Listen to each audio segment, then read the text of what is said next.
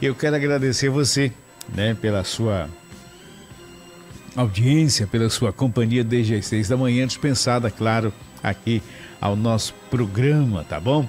E como nós havíamos anunciado, a Defesa Civil do Estado do Piauí promove o Plano de Emergência Pluviométrica para 2025, né? E então, a ação visa, portanto, o enfrentamento e a prevenção ao período chuvoso no Piauí. A atuação é conjunta com órgãos públicos, organizações comunitárias e empresas fornecedoras de serviços e insumos importantes para atender o assunto, para que você possa entender o assunto, né? Vamos conversar com o diretor de Prevenção de Mitigação e Defesa Civil do Estado, Verton Costa, bastante conhecido e que com certeza sempre está nos trazendo informações, boas informações, às vezes informações até, digamos assim, entre aspas, né? Repetidas, mas que são importantes, porque nem todos os invernos são iguais, tem os mais fracos, os mais fortes, e o importante é sempre estar lembrando, prevenindo para que você possa passar, principalmente você aí nas áreas de risco, possa passar por essa situação. Verto, bom dia, rapaz. Há quanto tempo? Bom dia. Quanto tempo mesmo, eu sempre digo que a satisfação, né, de estar participando desse programa, né, dessa audiência, onde o Sistema U Dia alcança, né, e tratar de um tema que é bastante relevante, né, como você mesmo mencionou. É aquela informação, é tipo, né, água mole em pedra dura, tanto bate até que fura. Então é uma informação que a gente tem que sempre reiterar, frisar, porque trata de segurança, trata de proteção à vida, e isso é fundamental. Bom, antes de falar do plano propriamente dito, né, das ações que estão planejadas, vamos falar sobre esse atual momento, né? Ontem nós tivemos uma chuva até intensa durante a madrugada, a temperatura baixou um pouco. Gostaria de ouvir do senhor, professor Verton Costa, diretor de Prevenção e Mitigação da Defesa Civil, se nós já estamos, de fato, né, no período chuvoso, qual é a previsão, né, para os próximos dias, essa reta final de 2024 e início de 2025? Excelente, né? Nós estamos realmente no período chuvoso, não estamos no melhor ou o período chuvoso dos nossos desejos, né? Se a gente considerar, por exemplo, que aqui em Teresina, excetuando os horticultores, que são aquelas pessoas que precisam da água para produzir, a chuva aqui ela cumpre uma função de gerar uma amenidade, gerar um conforto térmico. E a gente não tem presenciado isso há muitos anos, bons inícios de inverno na capital. Costumeiramente, as gerações, os quarentões, eles têm na memória que o inverno em Teresina começava em novembro, com excelentes chuvas. Dezembro era o mês dos grandes temporais violentos, enquanto que os demais meses era aquela chuva volumosa, porém sem ser aquela chuva barulhenta, né, que fazia uma propaganda danada. Então nós estamos perdendo massa de chuva, isso é um fato. As chuvas elas têm se tornado mais pontuais, mais organizadas em pancadas, mais esporádicas, que desafiam a meteorologia tradicional. Hoje, por exemplo, os melhores sistemas de previsão do tempo já estão trabalhando com inteligência artificial, porque a capacidade de processamento, né, e não só a capacidade de lidar com os números e estatísticas de chuva do passado, mas a capacidade de compreender além disso, né, é que favorece a previsão assertiva. Então, estamos no período chuvoso, mas cadê a chuva, né? O cenário que a gente está observando, ele é muito semelhante, Nathan, ao cenário do ano passado. Final de dezembro, ou seja, o trimestre do BR-Obró, outubro, novembro e dezembro, foi fraquíssimo do Piauí, não teve chuva. E as chuvas elas começaram ali já no período de festas, de forma muito pontual, a primeira quinzena de janeiro e segunda quinzena de janeiro calibrou um pouco. E esse ano nós estamos ligeiramente melhor, porém a gente tem geralmente 2 episódios de chuva e 4 de sol. Pode dar uma olhadinha, vocês vão olhar, ó, choveu, quanto tempo abriu, quanto tempo ficou abafado e não caiu nada. E quando a gente observa a previsão escalonada, essa previsão da semana, a gente tem ali ocorrência de chuva, aí volta novamente para tempo firme. Por exemplo, após o dia 15 tem chuva. Tem chuva em Teresina.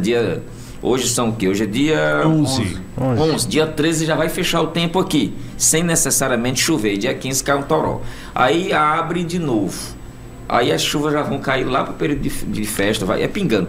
Então, essa condição irregular, ela não ajuda o homem do campo, infelizmente, né? A gente teve, por exemplo, situação de município aqui no sul do estado que caiu a chuva todinha do mês no dia só.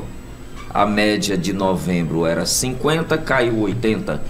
A média de novembro era 70, caiu 120. Então tem municípios que receberam a chuva toda e essa irregularidade, infelizmente, ela não ajuda e ela, muito pelo contrário, ela cria transtorno para o homem do campo e da cidade. Bom, nós temos aqui o Júnior Gavião. Alô, Júnior, bom dia, sei que está ao telefone. Gente fina. Bom dia, Ayrton, bom dia a todos aí do estúdio da FM Dia. Professor, nós somos uma cidade mesopotâmica localizada em uma chapada. A primeira barreira, como se diz na geografia, fica aqui na ladeira do Uruguai. E Teresina é cheio de morros, né? É cheio de locais mais altos, locais mais baixos que foram ocupados por pessoas. Nesse contexto, como é que hoje o Estado e até o próprio município estão preparados em relação ao material humano e também ao material que se diga dos equipamentos para socorrer a população de casos específicos, na área da Lagoa do Norte, no Pedro Bausi e em alguns locais da Zona Sul, como Torquato Neto. Como é que está a estrutura física hoje, caso haja necessidade, no âmbito do município de Teresina e para os outros demais 223 municípios? Grande abraço, sou seu amigo e muito feliz pela sua participação. Também sou seu fã. Obrigado, Júnior. O Júnior é um guerreiro, né? Júnior, sua pergunta ela é excelente. É essa pergunta que o gestor público precisa ouvir, né? Qual é a logística que nós temos para dar assistência para a nossa população? Eu vou ser bastante franco. A gente não tem corpo técnico e pessoal suficiente para lidar com situação de tragédia. Mas eu vou lhe dar uma boa notícia. Nós estamos mais organizados, mas bem mais organizados do que nunca estivemos na história da Defesa Civil. Ou seja, nós já temos hoje regramentos, normas, temos um plano estadual que vai ser lançado, temos um plano de contingência, que é esse que nós vamos comentar aqui. Nós já sabemos o caminho das pedras, onde buscar recursos e, naturalmente, de forma mais organizada, a gente pode pleitear pessoal, a gente pode pleitear, inclusive, um concurso público para a Defesa Civil. Então, essa organização, ela é fundamental para compreender. Nós somos conscientes dos problemas, ele colocou uma situação aí gravíssima e quando você não tem, isso eu falo enquanto órgão, você não tem a estrutura necessária para debelar uma situação de crise, o que é que você faz? Você faz parceria. Então, sem nenhuma aresta, sem nenhum obstáculo político, a gente dialoga com todas as forças que querem o bem de Teresina. Isso é uma determinação do governador. Então, hoje a gente dialoga com grandes empresas, a gente teve essa semana na Equatorial, vamos dialogar com a concessionária de águas, dialogamos com os movimentos sociais de diferentes matizes, temos um diálogo muito franco com o movimento social. O município, já estamos engatilhando o diálogo com a equipe de transição. Nós temos total interesse de cooperar com Teresina, porque a área core concentra o maior efetivo demográfico, o maior conjunto de problemas, e nem o município tem como agir sozinho, nem o Estado. Mas quando a gente dá as mãos, a gente consegue fazer feitos grandiosos. E o principal é proteger as populações de áreas de risco e reestruturar o planejamento urbano. Acho que a gente precisa realmente colocar a lente da percepção de risco em cada gestor, em cada liderança, né, em cada agente imobiliário, em cada ator importante nesse processo de garantia de segurança das populações. E esse problema é gravíssimo, o problema de algumas as comunidades que estão desassistidas no aspecto da segurança, principalmente no que diz respeito à drenagem, e são áreas que foram ocupadas, desmatadas, impermeabilizadas e hoje se tornaram potencialmente perigosas se a gente receber um inverno bom. Não é nem um inverno surpreendente, basta ser bom, já vai ter problema. Professor, em relação ao mapa do Piauí, quais são aquelas áreas que são identificadas pela Defesa Civil como áreas de risco, né, que tem uma situação mais grave ali, tanto em relação às cheias, quanto também ao fenômeno da seca, que aí também é bastante comum no nosso estado? Excelente, viu? Nós avançamos também muito nesse aspecto, né? Hoje, por exemplo, como é que a gente está trabalhando? A gente trabalha primeiro em 5 áreas que são fundamentais. As áreas geográficas são chamadas macro-regiões. A gente tem o Cerrado, o Sertão, a área litorânea, o meio norte e especificamente a região metropolitana de Teresina, a rede de Teresina. Isso é só para fins de compartimentação em termos de densidade demográfica. Quando a gente analisa a questão do risco, existem mapeamentos específicos que nós utilizamos, nós bebemos da fonte da SGB, da CPRM, que é o órgão técnico que tem expertise refinada. Então nós olhamos dessa vez para as bacias. Então o nosso foco é território e bacia. Por exemplo, território entre rios, que é o nosso, é o Parnaíba e o Puti. Mas nós temos um carinho especial pelo Vale do Longar. Aquela região ali, Barras, Esperantina, Luzilândia, Porto, Domingos, Mourão, toda aquela região é uma área potencialmente perigosa, por causa que ela é muito vascularizada de rios, é uma área relativamente baixa e tem o maior quantitativo de chuva, é onde mais chove no Piauí. Mas nós não podemos deixar de ter uma atenção redobrada na região do Alto Médio Parnaíba, que pega Floriano, Uruçuí, que são áreas... Tem um município que vem se destacando em situações de chuvas extremas e localizadas, que é Baixa Grande do Ribeiro, começou a entrar no nosso radar.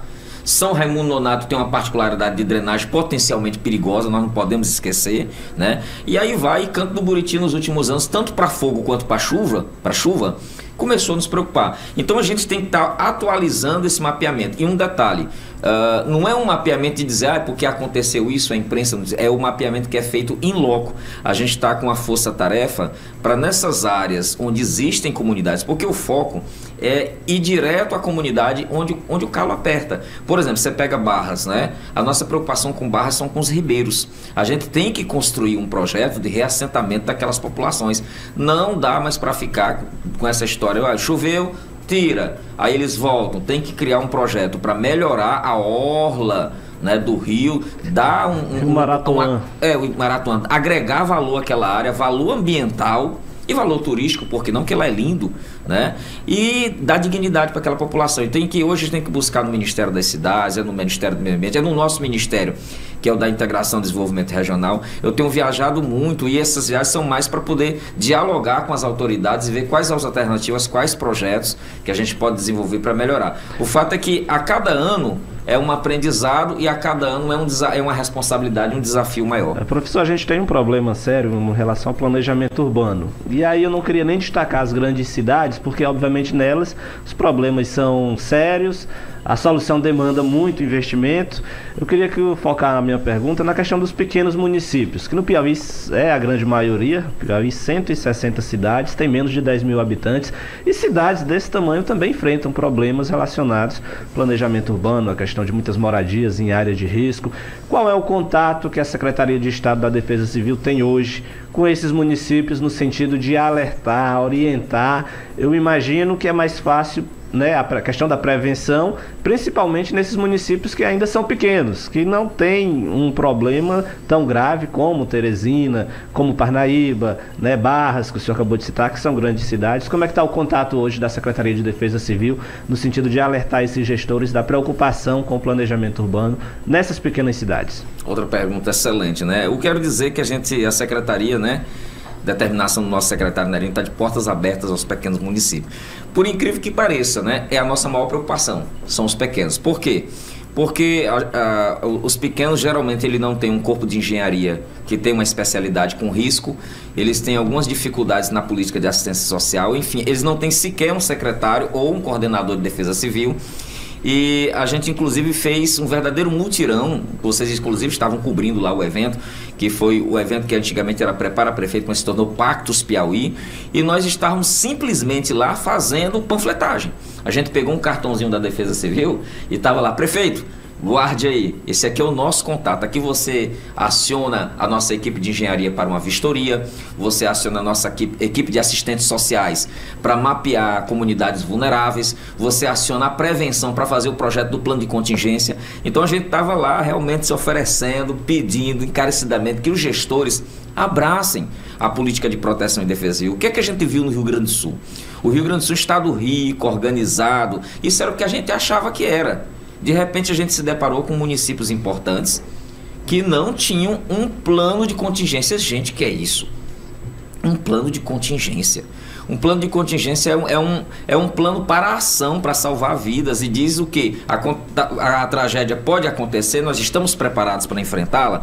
Então nós estamos à disposição, já dialogamos com o Toninho Caridade, vamos dialogar com o sucessor do Toninho para fazer treinamento. Fizemos no ano passado treinamento, mas você sabe, né? ano eleitoral, zera quase tudo. A gente já está com um monte de novos gestores aí, inclusive gestores de Defesa Civil, e nós estamos à disposição para capacitar todos os municípios. O plano, por exemplo, que nós vamos lançar agora, o plano de emergência, que ele é uma novidade, ele vai ser lançado presencialmente no auditório do CREA, de 17, e ele vai ser lançado virtualmente. Nós vamos fazer uma reunião com os atuais gestores de Defesa Civil, agora neste mês de dezembro, mas nós vamos fazer já em janeiro, novamente, essa reunião.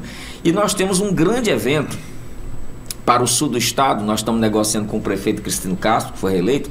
Vamos fazer o maior evento, porque a gente sabe que o sul é totalmente desguarnecido, o extremo sul. Nós vamos fazer um grande evento de defesa civil e meio ambiente, junto com a SEMAR, lá em Cristino Castro. Terra dos Poços Jorrantes. Terra dos Poços Jorrantes, para já dentro, no final do período chuvoso, para início da fase do fogo, como a gente chama. Porque lá a maior preocupação é a questão dos incêndios e a seca. Então nós queremos organizar o sistema, aproximar a gestão municipal, porque o sinistro, o desastre, ele acontece dentro do município. E às vezes é no município de Curral, é no município de Acauã, é no município de Fronteiras, é em Santa Filomena. Então, professor, na prática, esse plano emergencial ele vai levar em conta as especificidades de cada região do estado, não é isso? Exatamente. Ele é um gabarito, ele é uma estrutura generalista que cada município pode aderir. O que nós estamos fazendo é um modelo, é um plano estadual, mas que cada município pode fazer sem pudores, o Ctrl+C, Ctrl+V.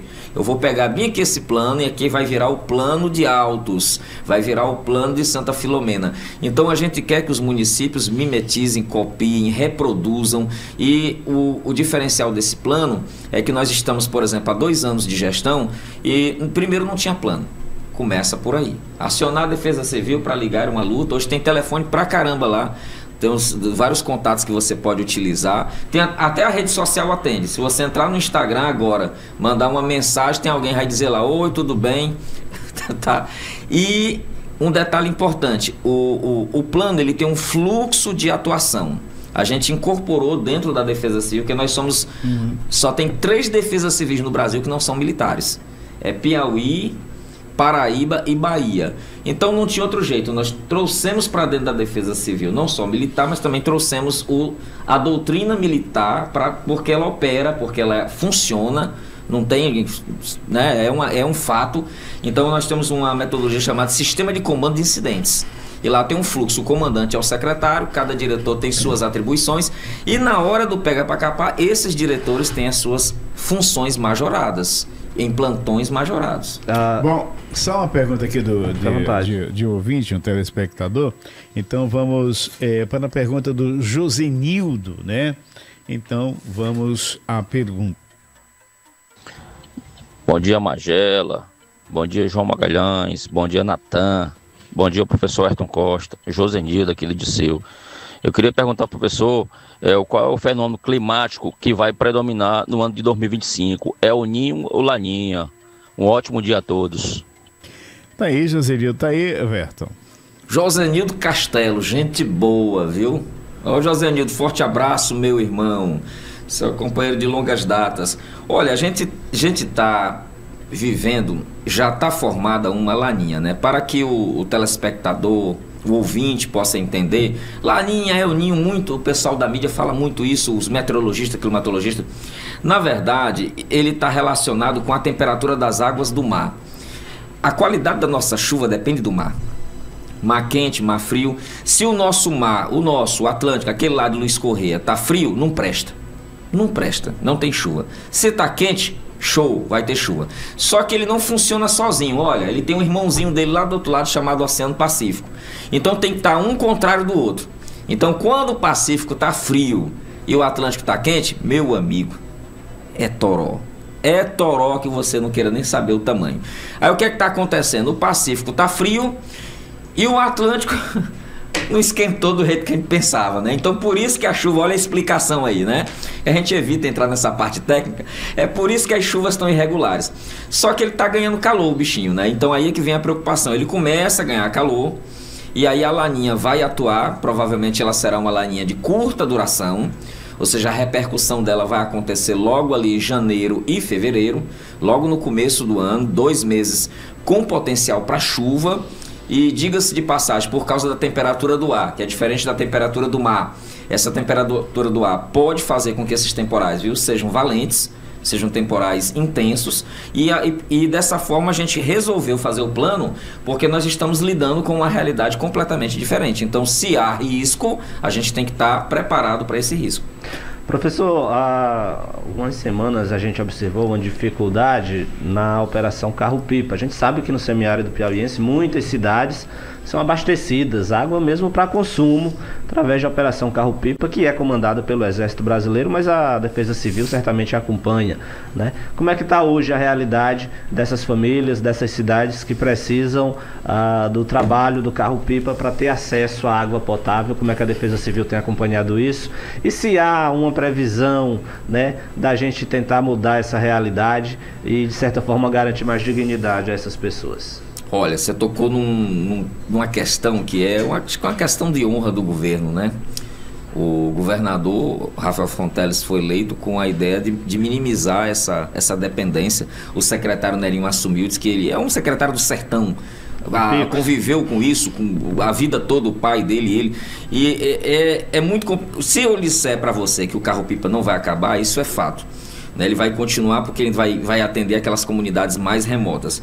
Mas quando eu entrei na Defesa Civil, e eu também sou um partidário de acabar com esse negócio, que eu acho que é uma política que não acrescenta muito em termos de subsistência da população, mas eu vi a realidade e compreendi que ele é um mal necessário, porém eu vi que existem projetos belíssimos.